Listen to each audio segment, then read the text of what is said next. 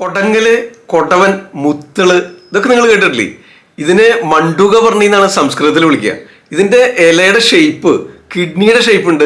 അതുപോലെ നമ്മുടെ തലച്ചോറ് ബ്രെയിനിന്റെ ഷേപ്പിലും ആണ്, ഇതിന്റെ ആകൃതിയിലാണ് ഇതിന്റെ ഇലയുടെ ഒരു ഘടന. ഓക്കെ, ഇത് നിങ്ങൾ പലപ്പോഴും പലയിടത്തും കണ്ടിട്ടുണ്ടാവും. ഇത് 2-3 തരത്തിലുണ്ട്. ഇതിന് ഒട്ടനവധി ഉപയോഗങ്ങളുണ്ട്.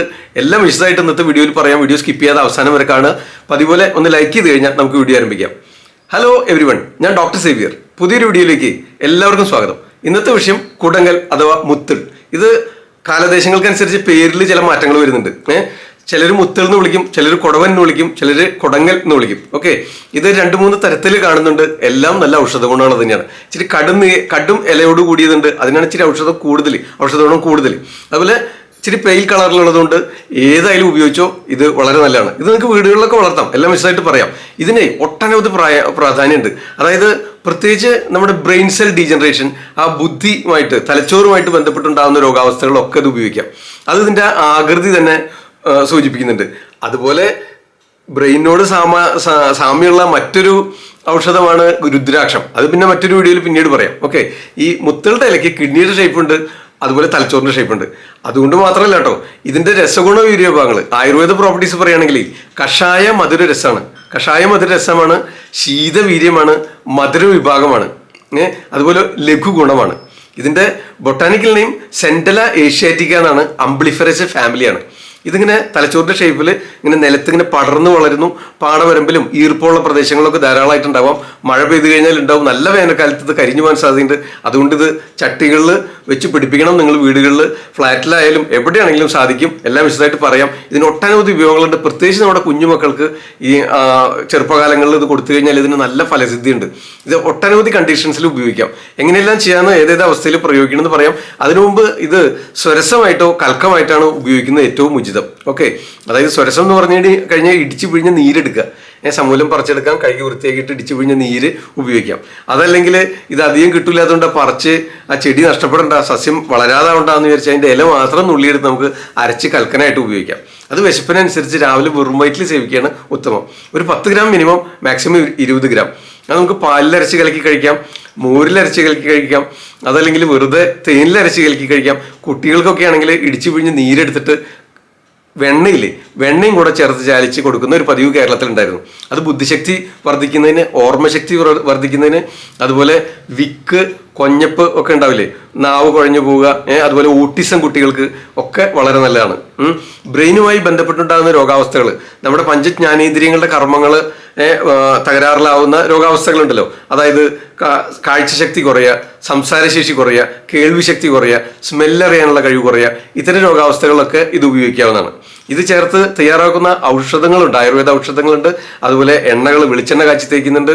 അത് തലച്ചോറിന്റെ പ്രവർത്തനത്തിന് ചേർത്ത് വെളിച്ചെണ്ണ കാച്ചി അരിച്ച് തേക്കുന്നത് ബുദ്ധിയുടെ പ്രവർത്തനം സുഗമമാക്കുന്നതിന് സഹായകമാകുന്നുണ്ട്. അതുപോലെ ഇത് അരച്ച് കൽക്കനായിട്ടോ സ്വരസമായിട്ടോ ഉള്ളിലേക്ക് സേവിക്കാം. കുട്ടികൾക്കാണെങ്കിൽ വെണ്ണയിൽ ചേർത്ത് ചാലിച്ച് കൊടുക്കാം. വലിയവർക്കാണെങ്കിൽ തേൻ ചേർത്ത് ചാലിച്ച് കഴിക്കുന്നത് നല്ലതാണ്. അതുപോലെ ഇനി ഇത് എങ്ങനെയെങ്കിലുമൊക്കെ കഴിക്കാം. നമുക്ക് കുട്ടികൾക്ക് ഇനി ഇത് മോരിലരച്ച് കലക്കി കൊടുക്കുന്നതാണ് ഇഷ്ടമെങ്കിൽ അങ്ങനെ ആവാം. ഇനി അതല്ലെങ്കിൽ ഇത് ഇഡ്ലി മാവ്, അരിമാവൊക്കെ അരയ്ക്കുമ്പോൾ അതിൻ്റെ കൂടെ ചേർത്ത് അരയ്ക്കാം. അളവ് ഒത്തിരി കൂടിക്കഴിഞ്ഞാൽ ചെറുങ്ങനെ കയ്പ്പരസം വരും. അതുകൊണ്ട് അല്പം ഇലകൾ ചേർത്ത് അങ്ങനെയൊക്കെ ഇത് ഉള്ളിലെത്തിക്കാന്നറിയാം പറയാണ്. ഓക്കെ, അപ്പോൾ ഇങ്ങനെയൊക്കെ ഇത് ഉപയോഗിക്കാം. ഇനി ഇതിന്റെ പ്രാധാന്യം പറയുകയാണെങ്കിൽ ഇത് നമ്മുടെ ബ്രെയിൻ സെൽ ഡീജനറേഷൻ, അതുപോലുള്ള മാക്കുലാർ ഡീജനറേഷൻ, കണ്ണിന് വരുന്ന തകരാറുകൾ, അതുപോലെ തലച്ചോറിന്റെ കോശങ്ങൾ ഡീജനറേഷൻ സംഭവിക്കുന്ന വഴി ഉണ്ടാകുന്ന രോഗങ്ങൾ, പാരലിറ്റിക്കൽ സ്ട്രോക്ക്, ബുദ്ധിമാന്യം, അപസ്മാരം, ഫിറ്റ്സ്, മനോവികാരങ്ങൾ, അതുപോലെ പാരാലിസിസ്, സ്ട്രോക്ക്, പിന്നെ നമുക്ക് MND പോലത്തെ രോഗാവസ്ഥകൾ, അൽഷിമേഴ്സ്, പാർക്കിൻസോണിസം, ഇത്തരം രോഗാവസ്ഥകളെല്ലാം ഇത് അരച്ച് കൽക്കമാക്കി അതിരാവിലെ വെറും വയറ്റിൽ നിത്യേന സേവിക്കുകയാണെങ്കിൽ ഇതിനെല്ലാം ഗുണം കിട്ടുന്നതിന് സാധ്യതയുണ്ട്. ഓക്കെ, അത്രമാത്രം ഔഷധ ഗുണം കാലം തെളിയിക്കപ്പെട്ട ഒരു ഒറ്റമൂലിയാണിത് എന്ന് പറയാം. ഓക്കെ, അപ്പോൾ ഇതിന് നിശ്ചയിക്കുക, ഒന്നുകിൽ രാവിലെ നേരത്തെ വെറും വയറ്റിൽ സേവിക്കാനായിട്ട് കൊടുക്കാം. അതുപോലെ തന്നെ കാലത്ത് രാത്രി ഭക്ഷണ ശേഷം കൊടുക്കാം, രാത്രി ഭക്ഷണം കഴിഞ്ഞിട്ട് കൊടുക്കാം, അതിരാവിലെ വെറും വയറ്റിൽ കൊടുക്കാം. ഒരു 10 ഗ്രാം മിനിമം വേണം, മാക്സിമം 20 ഗ്രാം നന്നായിട്ട് അരച്ചെടുത്ത് സേവിക്കാവുന്നതാണ്. കുട്ടികൾക്കൊക്കെ ആണെങ്കിൽ ഇടിച്ചു പിഴിഞ്ഞ നീര്, വെണ്ണയും കൂടെ ചേർത്ത് ചാലിച്ചു കൊടുത്താൽ ഒരു വാക്ശുദ്ധി വരുന്നതിന്, സ്വരശുദ്ധി വരുന്നതിന്, അതുപോലെ ഡിലേഡ് മൈൽസ്റ്റോൺസ് നടന്നു തുടങ്ങുന്നതിന്, കഴുത്തുറക്കുന്നതിന് ഒക്കെ സമയമെടുക്കുന്ന കുട്ടികൾ, ഇത്തരം കുട്ടികളൊക്കെ ഉണ്ടെങ്കിൽ ഇത് നിത്യേന സ്ഥിരമായിട്ട് കൊടുക്കുന്നത് ശരിക്ക് നല്ല മാറ്റം, പ്രകടമായ മാറ്റം അവരിൽ കാണുന്നതാണ്. പതിവായിട്ട് കൊടുക്കണം, തുടർച്ചയായിട്ട് കൊടുക്കണം. ഇതിന് യാതൊരുവിധ സൈഡ് എഫക്ട്സും ഇല്ല. ഇതുപോലെ ഫിറ്റ്സ് പോലുള്ള രോഗങ്ങൾ, മനോവികാരങ്ങൾ, ജെറിയാട്രിക്സ്, അതായത് പ്രായം വരാതെ ആന്റി ഏജിംഗ് എന്ന് വിളിക്കാം. ജെറിയാട്രിക്, വാർദ്ധക്യ സഹജമായ രോഗങ്ങൾ അകറ്റി നിർത്തുന്നതിന്, യുവത്വം നിലനിർത്തുന്നതിന്, സപ്തധാതുക്കളുടെ ധാതുപുഷ്ടി ഉണ്ടാക്കുന്നതിന്, അതുവഴി ത്വക്കിലുണ്ടാകുന്ന ചുളിവുകൾ വരാതെ വാർദ്ധക്യത്തെ അകറ്റി നിർത്തുന്നതിന് സഹായകമാകുന്നുണ്ട്. അതിനും ഇത് ഉപയോഗിക്കാവുന്നതാണ്. അങ്ങനെ ഒട്ടനവധി ഗുണങ്ങളുണ്ട്. അതുപോലെ ഇനി മറ്റൊരു ഗുണമാണ് കിഡ്നി ഷേപ്പുണ്ട് ഇതിന്. അതുകൊണ്ട് മാത്രമല്ല കേട്ടോ, കിഡ്നി സംബന്ധമായ രോഗങ്ങൾ, മൂത്രളമാണ്, ഡയൂറിറ്റിക് ആണ് ആക്ഷൻ. അപ്പോൾ കിഡ്നി സംബന്ധമായിട്ടുള്ള മൂത്രാശയക്കല്ലോ, യൂറിനറി ഇൻഫെക്ഷനോ, അതുപോലെ പ്രോസ്റ്റേറ്റ് അതുവഴി മൂത്രാശയവുമായി ബന്ധപ്പെട്ട് മൂത്രം പോകുന്നതിനുള്ള തടസ്സം, അല്ലെങ്കിൽ കൂടുകൂടെ മൂത്രമൊഴിക്കുക, ബേണിംഗ് മിക്ചുറേഷൻ, ഇത്തരം രോഗാവസ്ഥകളിലും ഇത് കൽക്കനായിട്ട് അരച്ച് കഴിക്കുന്നത് നല്ലതാണ്. ഓക്കെ. അതുപോലെ ഇത് ചേർത്ത് തയ്യാറാക്കുന്ന ഒട്ടനവധി ആയുർവേദ ഔഷധങ്ങളുണ്ട്. ഇത് നിങ്ങൾ വീട്ടിൽ തന്നെ ഒരു ചെറിയ ചട്ടിയിൽ അല്പം മേൽമണ്ണും മണലും ചാണകപ്പൊടി ഇവിടെ മിക്സ് ചെയ്തൊരു ചട്ടിയിൽ നട്ടുപിടിപ്പിച്ച് കഴിഞ്ഞാൽ വേര് പിടിച്ച് പടർന്ന് വളർന്നോളും. ഇച്ചിരി ഒരു രഹസ്യം പറഞ്ഞുതരാം. അതായത് ഇച്ചിരി കടലമാവില്ലേ, കപ്പലണ്ടി പിണ്ണാക്ക്, അത് വെള്ളത്തിൽ അലിയിച്ച് പുളിപ്പിച്ചിട്ട് അത് ഒഴിച്ചു കൊടുത്താൽ പെട്ടെന്ന് വളരുന്നതിന് സഹായിക്കും. ഓക്കെ.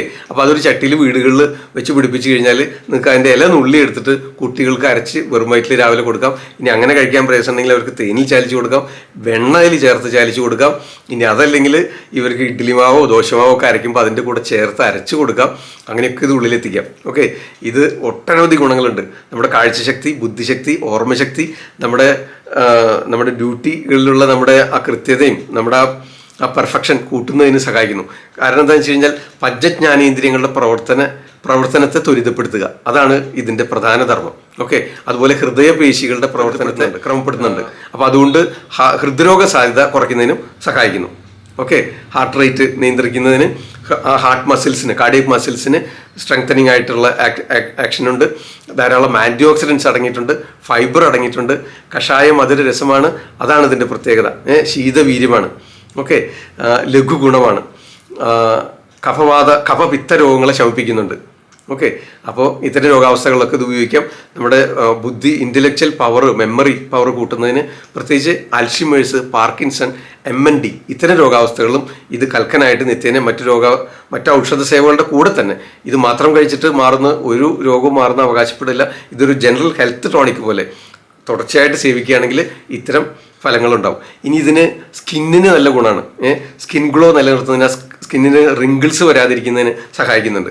അപ്പോൾ അതുകൊണ്ട് തന്നെ ഇത് ധാരാളമായിട്ട് കൂടുതലായിട്ട് കിട്ടുന്നുണ്ടെങ്കിൽ ഇത് അരച്ച് കടലമാവും തൈരും മുത്തലിൻ്റെ ഇലയും കൂടെ ചേർത്ത് അരച്ചിട്ട് ഫേസ് പാക്ക് ഇടുകയാണെങ്കിൽ സ്കിന്നിൻ്റെ ആ ഗ്ലോ നിലനിർത്തുന്നതിന്, സ്കിന്നിൽ വരുന്ന ആ ചുളിവുകൾ തടഞ്ഞു നിർത്തുന്നതിന് സഹായകമാകുന്നുണ്ട്. ഓക്കെ. കിഡ്നി സംബന്ധമായ രോഗങ്ങൾക്ക് ഇത് അരച്ച് കൽക്കനായിട്ട് കഴിച്ചാൽ, അതുപോലെ വാഴപ്പിണ്ടിയുടെ കൂടെ ചേർത്ത് തോരൻ വെച്ച് കഴിക്കാം.